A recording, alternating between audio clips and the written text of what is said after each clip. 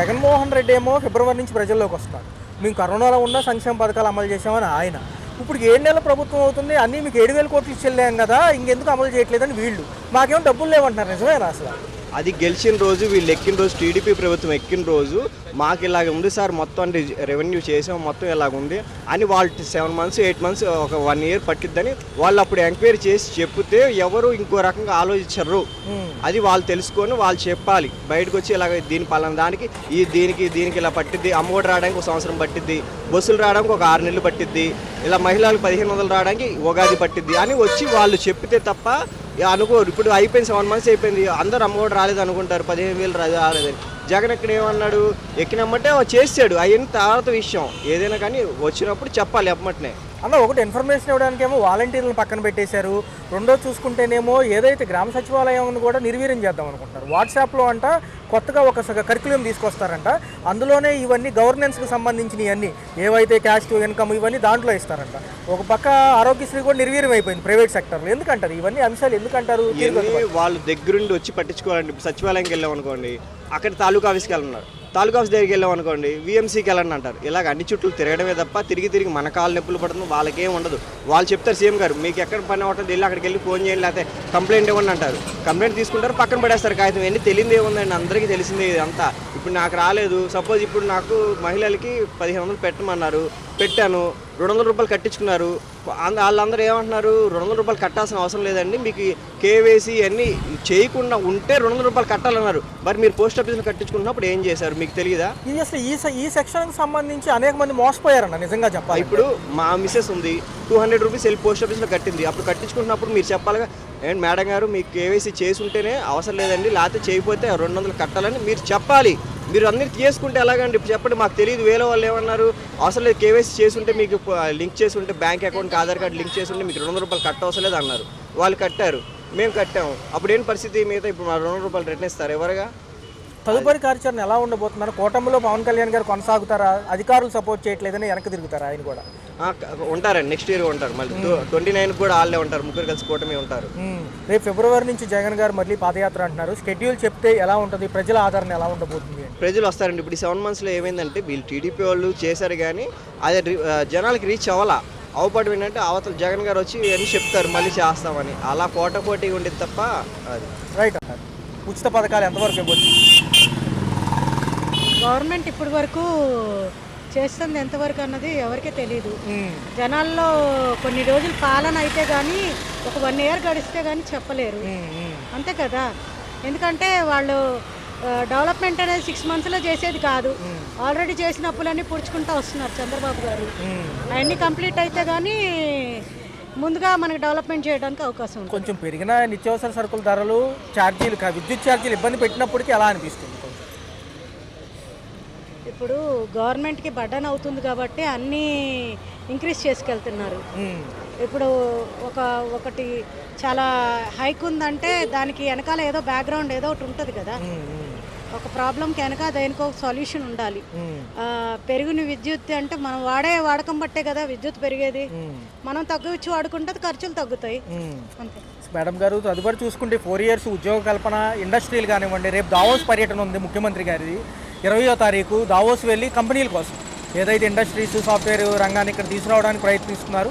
ఈ 4 ఏళ్లలో కొంచెం చూడొచ్చా అంటే విద్యార్థులకి వీళ్ళకి ఉద్యోగ కల్పన అంటున్నారు కదా. మెయిన్ వచ్చి ఎక్కువ విద్యార్థులకి ఇప్పుడు వాళ్ళకి డబ్బులు ఒక 3,000 1,500 అలా ఇస్తున్నారు అంటున్నారు కదా. ఆ పనుల కన్నా వాళ్ళకి ఉద్యోగం కల్పిస్తే వాళ్ళకి లైఫ్ లాంగ్ ఫెసిలిటీ ఉంటుంది కదా. ఇలాగ నిరుద్యోగులకి వృత్తి అని అలాగ డబ్బులు ఇచ్చి వాళ్ళు సోమరబోతులు చేసే కన్నా గవర్నమెంట్ ఏదన్నా ఎంప్లాయ్మెంట్ ఉంటేనే మంచిది. ఎందుకంటే వాళ్ళు వెళ్ళి డెవలప్ చేయడానికి వాళ్ళ సాయశక్తిలో వాళ్ళు ప్రయత్నిస్తున్నారు. ఇవాళ క్యాబినెట్ మీటింగ్ జరిగింది మేడం. కొన్ని అంశాలు చెప్పారు. ఏంటంటే మనకి ఏదన్నా సేవలు కావాలంటే డెత్ సర్టిఫికేటు, లేదా క్యాష్ సర్టిఫికేట్, ఇన్కమ్ కావాలంటే వాట్సాప్లో గవర్నెన్స్ అని తీసుకొస్తారంట. దాంట్లో మనం అప్లై చేసుకుంటే అవుతుంది. కొంచెం సచివాలయాలకు వెళ్ళి రద్దీ తగ్గుతుంది అంటున్నారు. రెండో, సచివాలయంలో స్టాఫ్ ఎక్కువ ఉన్నారు కాబట్టి రేషనలైజ్ చేస్తారంట, ఎక్కడికక్కడ వేరే సంస్థల్లో అడ్జస్ట్ చేయడం. ఎలా అనిపిస్తుంది ఈ అంశంలో? అట్లా చేస్తే పీపుల్కి చాలా ఈజీ కదా. అక్కడికి వెళ్ళి పడిగాపులు కాసే కన్నా ఆన్లైన్లో చేసుకుంటే చాలా ఈజీ అవుతుంది కదా ప్రాసెస్. మహిళలకు ఉచిత బస్సు గురించి ఏమంటారు? ఉగాది నుంచి అంటున్నారు, కొంచెం దాంట్లో కూడా మిశ్రమ ఫలితాలే చూసాం మిగతా రాష్ట్రాలు. ఇప్పుడున్న కష్టమైన పరిస్థితుల్లో అలా గిచ్చితాలు ఏం పెట్టకపోతేనే బెస్ట్. ఎందుకంటే ఇప్పుడు మన గవర్నమెంట్కి ఉన్న బర్డన్స్కి ఇలా ఫ్రీ సర్వీసులు చేయకపోతే మంచిది. ఎందుకంటే ఇప్పుడు మనకి ఉన్న ఈ బర్డన్స్లో వాళ్ళు ఇలాంటి ఉచితాలు పెట్టడం వల్ల వాళ్ళు లాస్ అవుతారు, మనం లాస్ అవుతాం, అల్టిమేట్గా అందరం లాస్ అవుతాం. అలాంటి ఏం స్కీమ్లు లేకుండా ఉన్నది ఉన్నట్టుగా నిర్పక్షార్థం ఏం లేకుండా టు బి వెరీ ఫ్రాంక్ బడాయిలకు పోకుండా చేస్తే చాలా మంచిది. మేడం ఫైనల్ క్వశ్చన్ మేడం, చూసుకుంటే పేదవాళ్ళకి అర్హులకి ఇళ్ల స్థలాలు అంటున్నారు, అయితే పట్టణాల్లో ఏమో 2 సెంట్ ఇస్తారంట, అదే పల్లెటూరులో అయితే 3 సెంట్ ఇస్తామంటున్నారు. అది కూడా ఆచరణలోకి వస్తే మంచిదేనంటారు? అది ఎవరెవరికి అర్హులకి ఎవరికైతే ఎలిజిబిలిటీ ఉందో వాళ్ళకి తప్పనిసరిగా ఇవ్వాలి. ఎందుకంటే వాళ్ళకి ఎబిలిటీ లేదు కాబట్టి అలాంటి ఫెసిలిటీస్ కోసం వాళ్ళు ఎదురు చూస్తారు. అలాంటి వీటిలో గవర్నమెంట్ చేయొచ్చు. ఉప ముఖ్యమంత్రి పవన్ కళ్యాణ్ గారు పనితీరులు ఎలా ఉన్నాయి? ఆయన మటుకు హానరబుల్ మినిస్టర్ గారు చాలా చాలా డౌన్ టు ద ఎర్త్లోనే ఉన్నారు. ఇంకా ఎందుకంటే ఆయన ఎక్కడికంటే ఆయన పర్యటన కానీ ఆయన చేసే అన్నీ కానీ యూత్కి ముందు ఇన్స్పైర్ చేయాలి, మంచి పద్ధతుల్లో పోవాలి అని. జగన్ గారు వస్తే మళ్ళీ పాదయాత్రగా జగన్ గారు రాకూడదు. జగన్ గారు పాదయాత్ర చేసినా ఏ యాత్ర చేసినా జనాలు ఎవరు రెడీగా లేరు ఓట్ చేయడానికి. Thank you madam, thank you. పండగ టైం లేదండి, డబ్బులు ఉంటాయి కదన్న, డబ్బులు ఉంటేనే మన రొటేషన్ అయ్యేది. గతంలో కూడా పథకాలకి డబ్బులు ఉండేవి, వాటి వల్ల ఏదో ఒక నెలలో ఎంతో కొంత కొంచెం అమౌంట్ ఇచ్చేవాడు. 10 పేదవాళ్ళకి కూడా కొద్దిగా రూపాయి సపోర్ట్గా ఉండేది. ఏదైనా పండగ చేసుకోవడానికి కానీ కొంచెం అవకాశం ఉండేది వాళ్ళకి. ఇప్పుడు ఈ టైంలో ఏంటంటే అంతా రేట్లు పెరిగిపోయినాయి, అడిగాడికి అన్నీ పెరిగిపోయినాయి. నూనె ప్యాకెట్ దగ్గర నుంచి, కందిపప్పు దగ్గర నుంచి, కూరగాయలు ఏదైనా అన్నీ పెరిగిపోతుంది. ఎలా ఉన్నాయి ధరల భారం? ఎలా అనిపిస్తుంది? ధరల భారం సామాన్యులు బతకలేకపోతున్నాం. జగన్ ఉన్నప్పుడు ఏంటంటే కొద్దిగా ఏదో ఒక పథకం ద్వారా కొంచెం అమౌంట్ అనేది యాడ్ అయ్యేది. ఏదైనా డోకరా కానీ ఏదైనా కానీ కొంచెం కట్టలేకపోయినా 1 నెల 2 నెలలు లేట్ అయినా కానీ మళ్ళీ జగన్ అని వచ్చినా ఎంతో కొంత అమౌంట్ పడుతుంటే అది కొంచెం రొటేషన్ చేసుకునేవాళ్ళం. ఇప్పుడు ఏంటంటే ఏ పథకాలు ఇచ్చిన హామీలు ఈ పథకాల విషయంలో అయితే ఏం చేయట్లేదు. తెలిసి వైన్ షాపులు ఎందుకన్నా వైన్ షాపులు 100 రూపాయలు క్వార్టర్ ముందు చేశారు. మన మా ఫ్రెండ్ గారు ఇంట్లో భార్య భర్తలు గొడవ అయ్యి వాడు ఆ పిచ్చి ముందు దాగి చచ్చిపోయాడు, ఉరేసుకుని చచ్చిపోయాడు. అయ్యో ఓకే. ఆ విధంగా వైన్ షాపులు ఎందుకన్నా, వైన్ షాపులు అయ్యి అంత అర్జెంట్ కాదు. వైన్ షాపులు అయ్యి 4 రోజులు అయితే వాళ్ళు మా అంత ఇబ్బంది ఏం లేదు. అట్లా వైన్ షాప్ అట్లా 100 రూపాయలు క్వార్టర్ వేయడం వల్ల పదోడు ఎవరినో ఒకటి బదులు అడిగినా కానీ 100 రూపాయలు ఎత్తుండే. 2 ముగ్గురు నడుకుంటుండో తల 30 ఇచ్చినా క్వార్టర్ మంది అవుతుంది. తాగుతున్నారు, ఊరేసుకుని 2 ముగ్గురు చచ్చిపోయారు, మా ఫ్రెండ్స్ చచ్చిపోయారు. ఏంటి పనులు లేమంటున్నారు? ఏంటి ఎక్కువ శాతం పనులు చాలా డేలాగా ఉన్నాయి అంటున్నారు. పనులు అంటే పనులు, ఇసుక అంటే ఇసుక. మరి నాకైతే నేను ఆటో డ్రైవర్, నేను నా పరంగా అయితే మరి ఇసుక ఈ పనులు అయితే మనకు రేపు ఉచిత బస్సు పెడితే మీకు బాగా ఎఫెక్ట్ అంటున్నారు. అసలు ఏంటి ఉగాది నుంచి కూడా మహిళలకు ఉచిత బస్సు అంటున్నారు, ఎలా ఉండదు? ఇప్పుడు ఆటో నాకు ఇప్పటికే లేదన్న సర్వీస్. ర్యాపిడోలో అవి పెట్టేసి ఆడికాడి కిరాయిలన్నీ తగ్గిపోయినాయి. ఒక కేసులు ఎక్కువైనాయి అంటున్నారు. ఏ కేసు? ఈ మామూలు పోలీసులు తెగరాస్తున్నారు కదా. మామూలు కేసులు కాదు అసలు. బైక్ మీద ఇద్దరికి హెల్మెట్లు కావాలంట. అసలు పండగ 2 రోజులు టైం ఇచ్చారు, తర్వాత రోజులు కేసులకి ఏ సందులో పడితే ఆ సందులో ఉరికిపోతున్నా వెనకాల పోయి మరి కొట్టుకుని మరి ఆపేస్తున్నారు. హెల్మెట్ పరంగా ఏదో ఒకటి కేసు చేస్తున్నారు. ఫైన్ కంపల్సరీ ఫైన్ వేస్తున్నారు. 1000, 1500, 500 ఎంతో కానీ కేసు చేస్తూనే ఉన్నారు. ఆటోలు కూడా కేసులు రాస్తున్నారు. సామాన్యులకి ఏం బతుకుతారు? ఫైనాన్స్ ఏం కడతారు, రిపేర్లు ఏం చేపిస్తారు, ఇంటికి ఏం తీసుకెళ్తారు? ఏమీ లేదన్న, బతకడం ఓన్లీ అట్లా బతుకుతున్నాం అంతే. గతంలో అని లేవంటున్నారు. గతంలో కూడా జగన్ ఉన్నప్పుడు నేను ఆటో డ్రైవర్ని, ఆటో తోలాను. జగన్ ఉన్నప్పుడు అయితే కనుక నేను విజయవాడ, అంతకుముందు మా తిరువురు దగ్గర ఊటుకూరు మా ఊరు, అక్కడ నుంచి వచ్చిపోయినా కానీ ఎవ్వడు కూడా ఏ పోలీసు కూడా ఆపోడు కాదు బండి. ఎవరన్నా ట్రాఫిక్ పోలీసు కూడా ఆపినా కానీ మా అందరూ చేతులు పెట్టి మనకు పంపించేవాళ్ళు. ఇప్పుడు అట్ట కాదు, బయట నుంచి వచ్చే బండి కూడా లేదు, లోపల ఉన్న బండ్లు కూడా ఆపేసి ఫైన్ వచ్చేసి గాడికి 1000, 2000, 1500 అలా ఫైన్ వేసేస్తున్నారు. పక్కా విద్యుత్ ఛార్జీలు కూడా పెంచారు కానీ ఛార్జీలు పెరిగిపోయినాయి. విద్యుత్ ఛార్జీలు పెరిగిపోయాయి. మేము రెండుకుంటుకుంటా ఈ విద్యుత్ ఛార్జీలు కట్టుకోవడానికి చాలా ఇబ్బంది అయిపోతున్నాను. ఇంట్లో ఒక్కళ్ళు చేసుకుంటా ఎంత రొటేషన్ చేయాలని చాలా భారంగా ఉంది. ఏదైనా ఇచ్చిన హామీలు ఇప్పుడు అందరికీ ఇస్తారని చెప్పారు కదా, అందరికీ కాకపోయినా ఒక్కరికి ఇచ్చినా కానీ కొద్దిగా మాకు చేదోడుగా అనేది ప్రభుత్వం సహాయం చేసేది అనేది ఉంటుంది. పవన్ కళ్యాణ్ గారు ఉన్నారు, ఆయన ఏం మాట్లాడలేదు, ఏదేదో చెప్తున్నారు. మనం అయితే ఎవరికి తప్పించుకోండి, మనకు తెలియదు. అన్నీ ఇవి రాజకీయాలు వీళ్ళ గురించి మనం ఏం మాట్లాడలేము. అది లాస్ట్ వరకు ఉంటారా కలిసి వీళ్ళతో? ఏం చెప్పలేం కన్నా. కలిసి ఉంటారు. ఇప్పుడు అంతకుముందు 2014 గెలిచారు, కలిసి ఉన్నారా? కలిసి లేరు. ఇప్పుడు కలిసి ఉంటున్నారు, తర్వాత ఉంటారు ఉన్నదని వాళ్ళిద్దరు మధ్య ఏదన్నా ప్రజలకే పవన్ కళ్యాణ్ గారు ఉండి ప్రజలకు మంచి చేసి సపోర్ట్గా ఉంటేనే వాళ్ళతో పాటు ఉంటారు. లేదనుకుంటే కనుక సపరేట్ అయినా మనం చెప్పుకునేది లేదు. అది ఇష్టం కాదు. బస్సు అనేది ఎంతవరకు బాగుంటుంది అంటారు? ఏపీలో కూడా ఈ పథకం అప్పట్లో హామీలో భాగంగా ఇచ్చారు, ఈ ప్రభుత్వాలు రాగానే అమలు చేస్తామని కొంచెం టైం పట్టింది. అలా యాక్చువల్గా నా ప్రకారం అయితే కనుక ఉచిత బస్సు కన్నా కూడా కన్సెషన్ ఇచ్చి ఇస్తే కనుక బెటర్గా ఉంటుంది. అంటే మీకు అదే మహిళలకి ఇవ్వాలి తక్కువ, అదే ఫ్రీ బస్ కన్నా కూడా కాబట్టి మహిళలకి కన్సెషన్ ఇవ్వండి. ఎప్పుడు ఏది ఫ్రీగా ఇవ్వకూడదు. ఫ్రీగా ఇస్తే వాటి వాల్యూ ఎవరికి తెలియదు. సో మన కన్సెషన్ ఇచ్చి ఇస్తే కనుక సో అవసరమైన వాళ్ళే వాడుకుంటారు దాని గురించి. ఒక పక్క పథకాలు చూస్తే ఉగాది నుంచి అంటున్నారు, కొంచెం లోటు బడ్జెట్లో ఉంది, ఉచితాలు ఎంతవరకు ఇవ్వచ్చు అంటారు? మంచిగా చూసుకుంటే కొంచెం ఉపాధి కల్పిస్తే బాగుంటుంది అంటారు.